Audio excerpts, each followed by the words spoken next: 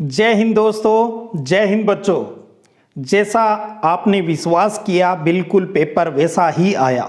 बहुत से बच्चे ये कहते हैं पेपर सरल है, मैं ये कहूँगा पेपर स्टैंडर्ड का है। आपको सरल लगता है क्यों? क्योंकि आपकी तैयारी बहुत शानदार रही। चलिए, माध्यमिक शिक्षा बोर्ड राजस्थान अजमेर के 2022 के भूगोल फेस्टिवल यानी भूगोल के पेपर पर बात कर लेते हैं। 2022 का पेपर आज आप देकर आए हो, बहुत प्यारा पेपर गया है। आज हम उसके सॉल्यूशन के ऊपर भी साथ में ही बात कर लेते हैं भी किस प्रकार के उत्तर आपने लिखे हैं। पैटर्न सब कुछ पहले ही बता चुका था। आज का पहला प्रश्न है आपके सामने, देखिएगा। ग्रामीण बस्तियों में वृत्ताकार प्रतिरूप पाया जाता है। ग्रामीण बस्तियों में वृत्ताकार प्रतिरूप पाया जाता है। ऑप्शन लिखे हुए हैं आपके सामने और इसका सही उत्तर कौन सा है? झीलों और तालाबों के चारों ओर। अगला प्रश्न देखिएगा, यानी पहले का सही उत्तर। दूसरा प्रश्न देखिएगा, क्या मेगानगर की जनसंख्या कितनी होती है? मेगानगर की जनसंख्या 50 लाख से अधिक होती है। मेगानगर की जनसंख्या, इसका उत्तर भी सही ऑप्शन। अगला प्रश्न देखिएगा, नवनिश्चयवाद संकल्पना किसने प्रतिपादित की? नवनिश्चयवाद ग्रिफिथ टेलर ने। ए ऑप्शन इसका सही रहेगा। अगला प्रश्न देखिएगा, प्रवास का अपकर्ष कारक है। याद कीजिए, आपने पेपर जब दिया होगा तो जरूर आपको आपका ये अपना प्रिय चैनल याद आ रहा होगा। जो प्रश्नों का हमने यहाँ पर अभ्यास किया चैनल के ऊपर, वैसे के वैसे ही प्रश्न याद कीजिए। मैंने आपको कहा था ये प्रश्न वन लाइनर है, ये ऑब्जेक्टिव में आ सकता है, ये ऑब्जेक्टिव है वन लाइनर में आ सकता है। जैसे जैसे कहता गया पेपर शायद छपता गया आपकी विश्वास की वजह से। कहा था प्रवास का प्रश्न आना है, अपकर्ष या प्रतिकर्ष में से आना है, आया। और नवनिश्चयवाद किसने दिया? कहा था आएगा, आया। प्रवास का अपकर्ष कारक है, कौन सा है इसमें से? काम के बेहतर अवसर, यानी द ऑप्शन इसका सही रहा। अगला प्रश्न है, सामरिक दृष्टि से संवेदनशील क्षेत्रों में सड़क बनाने का कार्य कौन सा संगठन करता है? अच्छे से याद है आपको, सीमा सड़क संगठन, यानी ब ऑप्शन इसका सही है। अगला प्रश्न देखिएगा, पहले का छठा, ज्ञान आधारित उद्योग है, कौन सा है? सॉफ्टवेयर उद्योग है, ए ऑप्शन। अगला प्रश्न देखिएगा, निम्न में से लोह अयस्क का प्रकार है, लोहा अयस्क कौन सा है? हेमेटाइट है। याद कीजिए, मैंने कहा था, याद रखिएगा, बॉक्साइट एल्यूमिनियम का है और लोहा का जो हेमेटाइट और मैग्नेटाइट होता है, तो इसका भी सही ऑप्शन। अगला प्रश्न है, खरीफ की फसल है। कहा था रबी और खरीफ में से एक फसल का प्रश्न आना ही आना है। खरीफ की फसल कौन सी है इनमें से? चावल, यानी द ऑप्शन हो गया। अगला प्रश्न है, 2011 की जनगणना के अनुसार सर्वाधिक जन घनत्व वाला राज्य कौन सा है? 1102 याद आ गया होगा तुरंत, क्योंकि रटे हुए हैं, बिहार, ब ऑप्शन। अगला प्रश्न देखिएगा, रिक्त स्थान भी अपनों से बच के नहीं जा पाए। पहला प्रश्न, विश्व में उच्चतम लिंगानुपात का कौन सा देश था? याद कीजिए, लेटिविया, लेटिविया। थोड़ा बहुत अगर लिखने में त्रुटि हो गई है तो उसका कोई फर्क नहीं पड़ेगा। ब्राजील में कॉफी के बागानों को क्या कहा जाता है? फेजेंडा कहा जाता है। भारत में वायु परिवहन की शुरुआत कब हुई? भारत में वायु परिवहन की शुरुआत बार बार पढ़ा 1911 में। जल संभर प्रबंधन के लिए अरवारी पानी संसद राजस्थान के अलवर जिले में चलाया गया, अलवर जिले में चलाया गया। चारों बहुत ही प्यारे प्रश्न। अति लघुत्रात्मक में बात करें तो आप देखिए, क्या संचार के व्यक्तिगत साधनों के दो उदाहरण बताइए। आपको कहा था चाहिए व्यक्तिगत और जो सार्वजनिक वाली है वो टेबल याद रखना, प्रश्न आएगा उसमें से। तो दो उदाहरण यहाँ पर आपसे पूछ लिए गए, दो उदाहरण बताने हैं, लेकिन किसके? व्यक्तिगत। याद कीजिए, इसका उत्तर आप चाहे पत्र लिखें, आप टेलीफोन लिखें, आप तार लिखें, फैक्स लिखें, ईमेल लिखें, इंटरनेट लिखें, इनमें से कोई दो लिखने थे। पत्र, दूरभाष या टेलीफोन, तार, फैक्स, ईमेल, इंटरनेट, ये सारे संचार के व्यक्तिगत साधन रहे। उसके बाद में प्रश्न का, फुटकर व्यापार किसे कहते हैं? फुटकर व्यापार पर टिप्पणी तैयार की थी अपनों ने।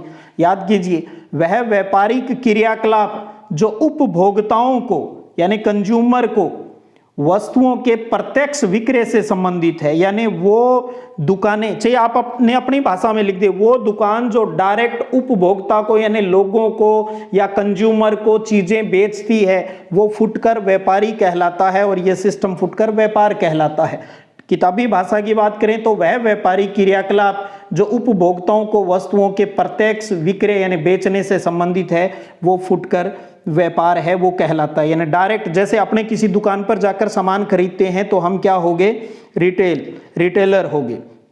तीसरा प्रश्न देखिएगा, तीसरे का तीसरा, स्थिर जनसंख्या से आप क्या समझते हैं? बहुत प्यारा प्रश्न। स्थिर यानी पॉपुलेशन स्थिर है, तो इसका पॉपुलेशन में आपने दो शब्द पढ़े हैं, एक होता है जन्म दर और एक होता है मृत्यु दर। इसके हिसाब से प्रश्न का जवाब देना था कि जब जन्म दर और मृत्यु दर लगभग समान होती है, जब जन्म दर और मृत्यु दर लगभग समान होती है तो जनसंख्या स्थिर हो जाती है। बस ये लाइन लिखनी है इसका उत्तर, और एक में से एक पाना है।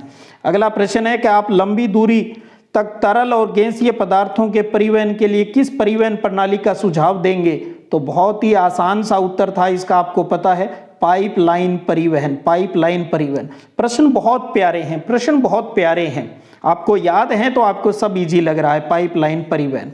अगला प्रश्न था खंड ब का पहला, कि ऊर्जा के समाप्य स्रोतों को बचाने के लिए आप किन नवीकरण योग्य ऊर्जा स्रोतों का सुझाव देंगे? किन्हीं दो ऊर्जा स्रोतों के नाम लिखिए। तो सीधी सी बात है, अभी अपरंपरागत ऊर्जा स्रोतों के नाम आपको यहाँ बताने थे, चाहे आप सौर ऊर्जा लिख दें, आप पवन ऊर्जा लिख दें, आप जल ऊर्जा लिख दें, आप भूतापीय ऊर्जा लिख दें, और जैव भार बायोमास, इनमें से कोई दो आपको नाम लिखने थे बस, और कुछ नहीं।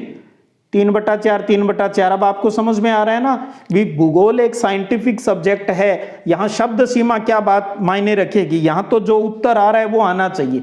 अगर आपने 1 नंबर सौर ऊर्जा पवन ऊर्जा दो शब्द भी लिख दिए तो आपको 1.5 में से 1.5 मिलेंगे। अब आप ये सोचेंगे अच्छा 1.5 नंबर का है तो 2-3 पेज भरें, ऐसा नहीं होता, या 3-4 लाइनें भरें, ऐसा नहीं होता। भारत में खनन नगर के 2 उदाहरण लिखिए। अब आपके पढ़े हुए हैं, कौन सा है? आपके रानीगंज पढ़ा हुआ है, आपका झरिया पढ़ा हुआ है, आपका सिंगरौली पढ़ा हुआ है, अंकलेश्वर है, या वो कोई भी जहां पर खनिज मिलता है, जरूरी नहीं जो किताब में लिखा है वही, कोई भी 2 खनन नगर यानी जहां खनिज निकलता है वो 2 जगह के नाम भरने हैं आपको, बस कोई दिक्कत नहीं है। आपने अगर खनिज के हिसाब से कोई ऐसी लोकेशन भर दी जो किताब में नहीं लिखी है लेकिन टीचर को पता है भी वहां खनिज मिलता है तो वो आपका सही हो जाएगा, टेंशन मत लेना, 1.5 मिल जाएंगे आपको। प्रवास के कोई 2 आर्थिक परिणाम लिखिए। याद कीजिए मैंने कल परसों ही आपको ये बताया था भी प्रवास के परिणाम, एक जो कल वाली क्लास में ही बताया था भी प्रश्न किस प्रकार से लिखने हैं जब उत्तर नहीं आए। जैसे मैंने कहा था भी हमने वीडियो डिस्कशन में तो सब कुछ किया लेकिन आपको इंपॉर्टेंट प्रश्नों की जो शीट दी उसमें डायरेक्ट ये नहीं था आर्थिक परिणाम, ये कल मैंने बताया था आपको अपने लेक्चर के अंदर ये बात भी 2 आर्थिक परिणाम आ गए। तो मैंने कहा था अगर ऐसा प्रश्न आ जाए, यही उदाहरण दिया था, याद कीजिए, भी प्रवास के 2 आर्थिक परिणाम लिखिए, या आर्थिक परिणाम आप वीडियो सुन लीजिएगा। और मैंने कहा था हुंडी वाली बात लिख देना, हुंडी वाली बात, यानी इसके अंदर 2 परिणाम आप क्या लिख सकते हो? आपको पता है परिणाम सकारात्मक नकारात्मक होते हैं, लेकिन यहाँ कोई ऐसा नहीं लिखा भी सकारात्मक लिखो या नकारात्मक, आपकी मर्जी है, कोई भी आप इसमें से लिख सकते थे। जैसे एक तो इसका परिणाम क्या है भी प्रवासियों द्वारा जो भेजी जाने वाली हुंडी है उससे वो अपने घर के खर्चे चलाता है, लड़की की शादी करता है, बच्चों को पढ़ाता है, अपने दैनिक जीवन की जरूरतें पूरी करता है, ये बात आप लिख सकते हो। और इससे क्या होता है, गंदी बस्तियों का भी प्रादुर्भाव होता है। तीसरा ये है भी इसके अंदर ग्रामीण क्षेत्रों के अंदर कृषि विकास में सहायता मिलती है। तो इस प्रकार के कोई भी 2 परिणाम आपने लिखे हैं तो आपको पूरे 1.5 में से 1.5 नंबर मिलेंगे। टीचर जब कॉपी जांचता है तो उसके पास आंसर शीट आती है, यानी थोड़े थोड़े उत्तर लिखे होते हैं उनको, और साथ में एक लाइन लिखी आती है भी इनके अलावा वो कोई भी बात जो सही हो सकती है उसके आधार पर नंबर दिए जाएं। इसका मतलब ये होता है भी आपने कोई अपने विवेक से आपको अपने क्षेत्र में कोई चीज लगी उसका उत्तर दे दिया लेकिन वो बुक में नहीं लिखी हुई थी, तो इसका मतलब ये नहीं है भी वो आपकी बात गलत है, आपने अपने विवेक से सही समझकर सही जवाब दिया लेकिन वो उत्तर किताब में नहीं है, तब भी आपको नंबर मिलेंगे। अगला प्रश्न, आप कृषि योग्य भूमि के निम्नीकरण के लिए किन कारकों को उत्तरदायी मानते हैं? किन्हीं 2 कारकों के नाम लिखिए। याद कीजिए मैंने कहा था भारत की कृषि की समस्याएं बहुत इंपॉर्टेंट टॉपिक है, भी उस चैप्टर से बड़ा प्रश्न नहीं आना है तो उसने क्या किया, एक पॉइंट से लास्ट जो पॉइंट है भू निम्नीकरण वाला वहां से उठाकर ये प्रश्न दे दिया। इसके अंदर आप लिख सकते हो भी 2 कारकों के नाम ही तो लिखनी है, जैसे एक लिख दिया जलाक्रांता यानी आप बाढ़ लिख सकते हो, दूसरा आप लिख सकते थे लवणता लिख सकते थे, लवणता लिख दीजिए। तीसरा आप जो मृदा अपर्दन है, मृदा क्षार जो है वो आप लिख सकते हो। तो इस प्रकार से कोई दो नाम है वो चीज यहां आपको लिखनी थी। अगला प्रश्न है कि ग्रामीण बस्तियों के किन्हीं दो प्रकारों का उल्लेख कीजिए। अब यहाँ ये प्रश्न है भी, ये फर्स्ट बुक से है सेकंड बुक से है, उससे कोई फर्क नहीं पड़ता। आप इसमें क्या लिख सकते हो, दो प्रकार पूछे हैं आप। सहैत, एक तो सहैत लिख सकते हो, सहैत लिख दीजिए, गुच्छित लिख दीजिए, संकुलित शब्द लिख दीजिए। दूसरा आप अर्धगुच्छित लिख सकते हो। तीसरा आप पल्लीकृत लिख सकते हो, परिक्षिप्त लिख सकते हो, एकांकी लिख सकते हो। तो इनमें से कोई दो नाम आपको यहां पर देने थे, चाहे फर्स्ट बुक के हिसाब से दे दो, सेकंड बुक के हिसाब से दे दीजिए, कोई फर्क नहीं पड़ता। अब इनमें से कोई दो लिखे तो नंबर मिल जाएंगे। अब हो सकता है किसी बच्चे ने वर्गीकरण के आधार वाले दे दिए हों भी जो व्यवसाय के आधार पर या दूसरे टाइप्स के आधार पर दे दिए, तो वो टीचर की मर्जी है, वो उसको सही मानते हुए नंबर दे भी सकता है, कोई दिक्कत नहीं। उसके बाद पर्यावरणीय निश्चयवाद से आप क्या समझते हैं, याद कीजिए अपनी शीट में हमने इसकी परिभाषा देकर ये पूछा था इसे क्या कहते हैं, और ये आ गया भी ये क्या कहते हैं, क्योंकि जब तैयारी करते हैं तो दोनों तरीके से करनी होती है। याद कीजिए वो परिभाषा, आदिम मानव समाज और प्रकृति की प्रबल शक्तियों के बीच की अन्योन्य क्रिया को पर्यावरणीय निश्चयवाद कहा जाता है। या सीधा अगर आपने अपनी भाषा में भी, यानी जब व्यक्ति सब कुछ पर्यावरण के अनुसार करता है वो पर्यावरणीय निश्चयवाद होता है। अगर इस प्रकार से भी लिखा है तो आपको टीचर है वो नंबर दे देंगे। उसके बाद है कि पर्यटन को प्रभावित करने वाले कोई दो कारकों के नाम लिखिए। तो आपको याद होंगे ये चीजें कर चुके हम। एक हो गई जैसे मांग हो गया, दूसरा हो गया परिवहन, मांग और परिवहन, इसके उत्तर हो गए दो कारक। उसके बाद ग्रामीण बस्तियों की कोई दो समस्याएं बताइए। पूरी खूब सारी समस्याएं आपको शीट के अंदर बताई गई थी, जैसे जल की पर्याप्त आपूर्ति नहीं होती है, शौचालय और कूड़ा कचरा निस्तारण की समस्या रहती है, वहाँ सिंचाई की सुविधा रहती है गांव के अंतर्गत, साफ पानी नहीं मिल पाता, जल प्रदूषित मिलता है जिससे हैजा प्लेग कई बीमारियां हो जाती है। तो इस प्रकार से कोई भी दो आपको भी गाँव के अंदर क्या समस्या रहती है उसके आधार पर कोई भी दो बात लिखनी है। किताब में भले ही क्या लिखा हो उससे कोई फर्क नहीं पड़ता। आर्थिक भूगोल के तीन उपक्षेत्रों के नाम लिखिए। बहुत बार रिपीट किया इस प्रश्न को, जैसे संसाधन भूगोल, कृषि भूगोल, उद्योग भूगोल, विपणन मार्केटिंग भूगोल, पर्यटन भूगोल। इनमें से कोई भी आपको केवल तीन नाम लिखने थे आधे आधे नंबर के, सिर्फ नाम। देखिएगा ना 1.5 नंबर के भी प्रश्न है वो वन लाइनर की तरह है, कोई बड़ी चीज नहीं पूछी जा रही है आपसे। उसके बाद देखिए 13वां प्रश्न, बाह्य स्रोतन को आउटसोर्सिंग आया है ना, आउटसोर्सिंग आपने पढ़ा है, आउटसोर्सिंग को स्पष्ट कीजिए। आउटसोर्सिंग का मतलब क्या होता है, काम को ठेके पर देना, काम को ठेके पर देना। इसने कहा 1.5 नंबर का है, क्या थोड़ा समझा दीजिए, यानी एक लाइन में बात क्लियर कर दें। क्या दक्षता को सुधारने और लागतों को घटाने के लिए किसी बाहरी एजेंसी को काम सौंपना या काम ठेके पर देना बाह्य स्रोतन कहलाता है। यानी खर्चा कम हो और काम हो जाए, वो काम किसी से करवाया जाता है ठेके पर, वो बाह्य स्रोतन कहलाता है। इस प्रकार से अपने तरीके से जो भी आपने लिखा। उसके बाद है कि सन नगर से आप क्या समझते हैं। अब इसमें आप क्या क्या हो सकता है, एक तो कुछ भी नहीं तो सन नगर ये शब्द किसने दिया, ये आपको याद होगा 1915 में पैट्रिक गिडीज ने दिया था। अगर कुछ भी नहीं आता तो ये लिख के आए होंगे आप जरूर, और लिखना भी चाहिए था, हमने बार बार अभ्यास किया। और अगर इसकी परिभाषा की बात करें तो आप ऐसे लिख सकते थे, सबसे अच्छा उत्तर ये है, विशाल विकसित नगरीय क्षेत्र होते हैं। सन नगर विशाल विकसित नगरीय क्षेत्र होते हैं, अलग अलग नगरों या शहरों के आपस में मिल जाने से एक विशाल नगरीय क्षेत्र है वो बन जाता है, उसे ही सन नगर कहा जाता है। कुछ नहीं आ रहा था तो इतना 1915 में पैट्रिक गिडीज ने किया, तब भी आपको टीचर 1.5 नहीं तो 1 नंबर जरूर देंगे आपको।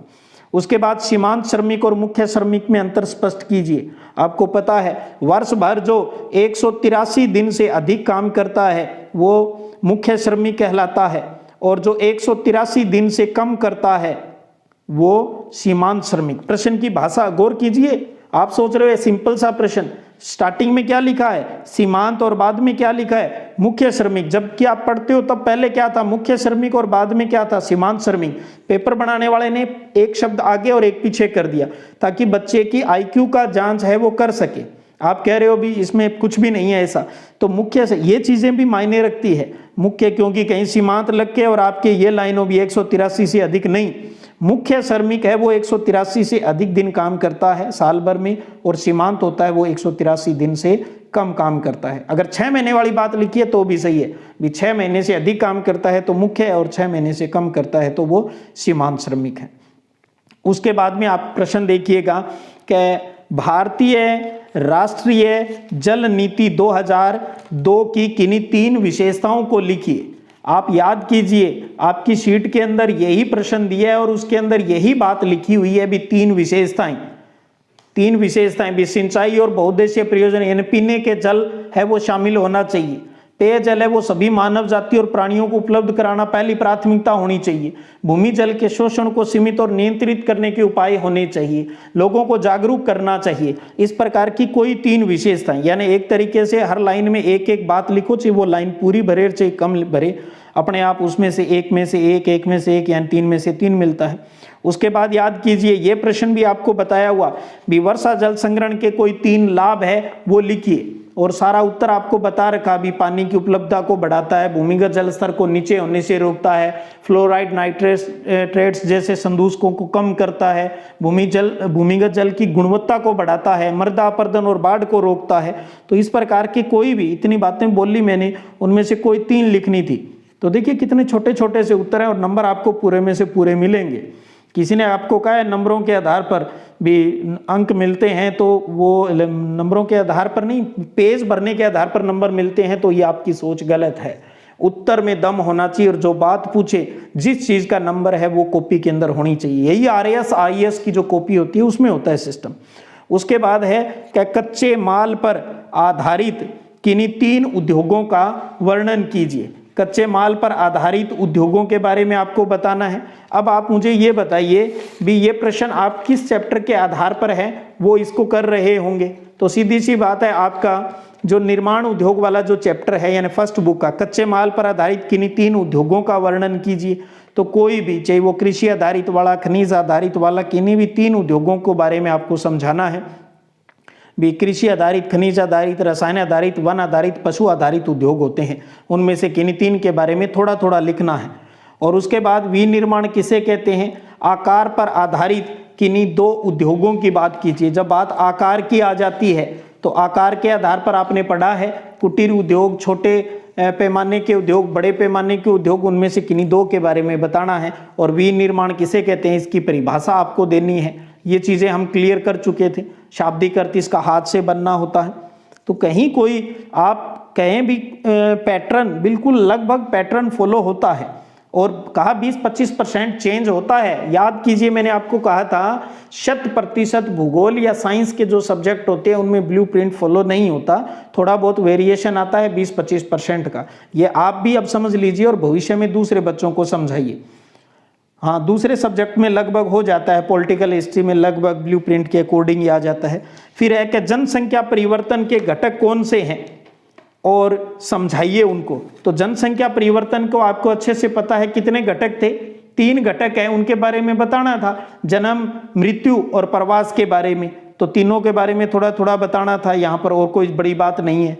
आपको चाहे अशोधित जन्म दर, अशोधित मृत्यु दर की उनकी सूत्र लिख सकते थे, और प्रवास के बारे में थोड़ी बहुत उसके अंदर बात आप ऐड कर सकते थे। उसके बाद जनसंख्या वितरण को प्रभावित करने वाले 3 आर्थिक कारकों को, खनिज, नगरीकरण, औद्योगिकरण, उनके बारे में सारा पहले क्लियर कर चुका हूं, तो इसमें तो ज़्यादा सोचने की जरूरत है ही नहीं। आगे हम नक्शा भी कर लेंगे। भारत में चीनी उद्योग की अवस्थिति और वितरण की व्याख्या कीजिए। इसके बारे में भी कहाँ स्थित है ये, और उसके बारे में थोड़ी बेसिक जानकारी भी। यहाँ चीनी उद्योग है, उसके अंदर किन किन चीज़ों की कहाँ कहाँ पर उसका वितरण है, ये चीज़ें बतानी थी। उसके बाद भारत में उद्योगों की स्थिति को प्रभावित करने वाले 4 कारकों की, ऊपर जनसंख्या वितरण का था और उद्योगों की स्थिति, या अच्छे से आपको क्लियर था भी उद्योगों की अवस्थिति को प्रभावित करने वाले कारक भी आएंगे और जनसंख्या वितरण को प्रभावित करने वाले कारक भी आएंगे, क्योंकि भूगोल इनके बगैर अधूरी है। तो अपने आप इन दोनों में से कोई एक करना था। जो खंड स उसमें से भी एक एक करना था, इसमें भी एक एक करना था। अगला प्रश्न आपका 20वां, गहन निर्वाह कृषि और विस्तृत वाणिज्य अनाज कृषि की तुलनात्मक विवेचना कीजिए। आपको अंतर करवा चुके थे, इसके आधार पर बताना था। रोपण कृषि से आप क्या समझते हैं, इसकी विशेषताएं और क्षेत्रों की विवेचना कीजिए, ये हम कर चुके थे। परिभाषा 1 नंबर की है, विशेषताएं 1.5 नंबर की, यानी 3 विशेषताएं लिखनी थी और कुछ क्षेत्रों के नाम इसके अंदर आपको बताने थे। बड़े प्रश्न है, आपने अगर जिस हिसाब से लिखा है वो सही है, कोई दिक्कत नहीं, थोड़ा बहुत। अब उसके बाद में बात करें, आप प्रश्न है कि भारत के रेखा मानचित्र में तांबा उत्पादक क्षेत्रों को अंकित कीजिए। इसमें आपने देखा भी राजस्थान के अंदर ये पेपर हो रहा है, बच्चों को फायदा मिले तो खेतड़ी, उदयपुर और भीलवाड़ा, खेतड़ी, उदयपुर और भीलवाड़ा, ये तीनों ही कहाँ की लोकेशन दे दी, खेतड़ी, उदयपुर और भीलवाड़ा, और तीनों ही राजस्थान की दे दी, ताकि बच्चा राजस्थान का निवासी है उसको इतना तो पता ही है, भी फायदा हो जाएगा। और तीनों को ही हम नक्शे के ऊपर कर चुके हैं। सिंह भूमि झारखंड के अंदर है, वो भी आपको अच्छे से दिमाग में है भी ये कहाँ है। और कई बार क्या होता है, नक्शे के अंदर अगर आपकी थोड़ी बहुत मिस्टेक हो भी गई है तब भी मैं आपको कहूँगा कोई दिक्कत नहीं है। सिंह भूमि हो गई, कहीं कोई गड़बड़ हो गई तब भी कोई दिक्कत नहीं। जैसे चलो, और इसमें आपने एक चीज़ देखा, प्रश्न में क्या पूछा, तांबा उत्पादक क्षेत्र है, ठीक है। तो इसका मतलब जहाँ जहाँ तांबा मिलता है, तो इसको अगर हम नक्शे के ऊपर देखें तो आप देखेंगे ये वर्ल्ड का आ गया मैप, ये इंडिया वाला आ गया, इसमें आपको लोकेशन भरनी थी। ये अपना राजस्थान आ गया, तो राजस्थान में लगभग आप इसके हिसाब से रखते हुए यहाँ पर ये हो गया अपना खेतड़ी हो गया। उसके बाद आपसे भीलवाड़ा पूछा है, तो ये जो पॉइंट है इससे थोड़ा सा ऊपर करते हुए और यहाँ से ये नीचे करते हुए यहाँ पर ये आप थोड़ा सा ऊपर यहाँ आप भीलवाड़ा कर दें, इसके पास ही यहाँ पर आप उदयपुर कर दें। और इधर उस गुजरात वाली लाइन में अगर आपने इधर इस साइड में कहीं भी सिंह भूमि लिखा है, सिंह भूमि यहाँ इस साइड में लिखना था आपको, तो आपको सही हो जाएगा। थोड़ी बहुत कई बार मिस्टेक हो जाती है, तो अगर आपका पहले का पेपर अच्छा है तो टीचर लाभ दे देते हैं, इसलिए थोड़ा सा रहना भी, कोई न कोई फ़ायदा जरूर ही मिलेगा आपको यहाँ पर।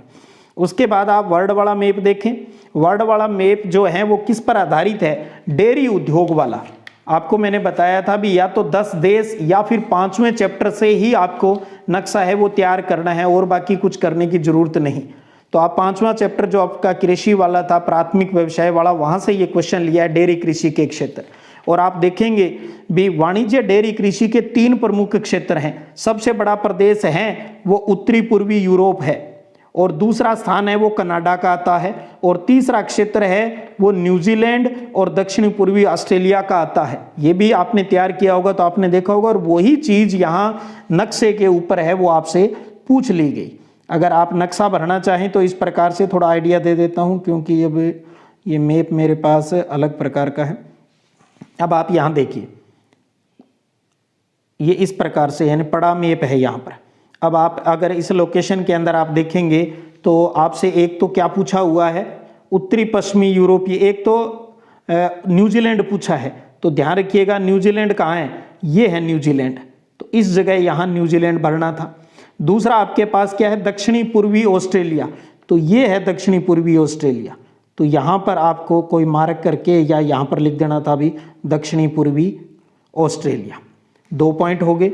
तीसरा आपसे क्या पूछा है, यहाँ न्यूजीलैंड और दक्षिण पूर्वी। उसके बाद आपसे पूछा है यहाँ एक उत्तरी पश्चिमी यूरोप, क्या पूछा है, उत्तरी पश्चिमी यूरोप पूछा है। तो उत्तरी पश्चिमी यूरोप, क्योंकि ये यूरोप आ गया अब, तो ये जो इलाका है यहाँ पर आप देखेंगे भी, ये जो इलाका है उत्तरी पश्चिमी यूरोप के अंदर, ये जो इलाका है यहाँ वाला, ये भी, ये सारा उत्तरी पश्चिमी यूरोप है।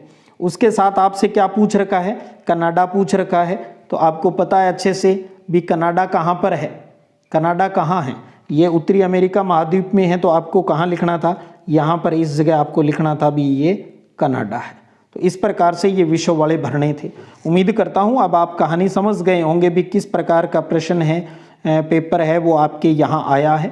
बहुत ही शानदार पेपर तैयार किया है, मैंने नहीं किया, जिसने भी किया उनको बधाई, बहुत प्यारा। और मुझे भी बहुत सी शुभकामनाएं मेरे साथियों ने फ़ोन कर करके दे रहे हैं, बच्चों के वीडियो के ऊपर कमेंट आ रहे हैं, आप सबको बधाई। और ये सिर्फ आपकी मेहनत का फल है, गुरुओं की कृपा थी, आप सबके मोटिवेशन से काम करता रहा, चीज़ें निकालता रहा, आपको भेजता रहा। कई साथियों के फ़ोन आए कि सर पहले ये लगता था, अभी क्या पता आप जो करवा रहे हो वो आएगा कि नहीं आएगा, कि सर आज यकीन हो गया भी रियल में आप दिल से मेहनत करते हो। अच्छा लगा उन सभी साथियों को, चाहे कोटा है, चाहे गंगानगर है, दौसा है, भरतपुर है, मेरे हनुमानगढ़ से भी साथियों के फ़ोन मैसेज आ रहे हैं, चाहे नागौर है, बाड़मेर, जैसलमेर, सब जगह, अलवर, भरतपुर, धौलपुर, करौली, सवाई माधोपुर, चूरू, हर जगह से फ़ोन आ रहे हैं। तो ये मेरे लिए खुशी की बात भी है और उसके साथ साथ ऐसा लगता है भी जिम्मेदारियां और बढ़ने वाली है। बस आप सबका साथ और विश्वास बना रहे, मैं कोशिश करूंगा आपका हमेशा आपके विश्वास के ऊपर खरा उतरता रहूं।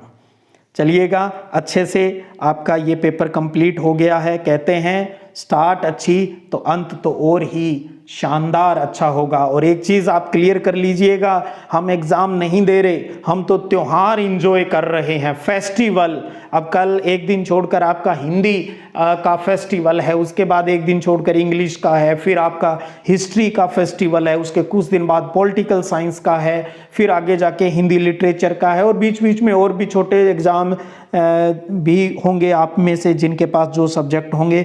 आप फेस्टिवल की तरह लीजिएगा, आनंद आएगा, डर खत्म हो ही चुका है आज। जीत जाएंगे हम तू अगर संग है, और हम जीत रहे हैं, सपने सच कर रहे हैं। आपकी मेहनत को सैल्यूट। चलिएगा, फिर मिलेंगे नए मिशन के साथ कल से, तब तक जय हिंद, जय भारत।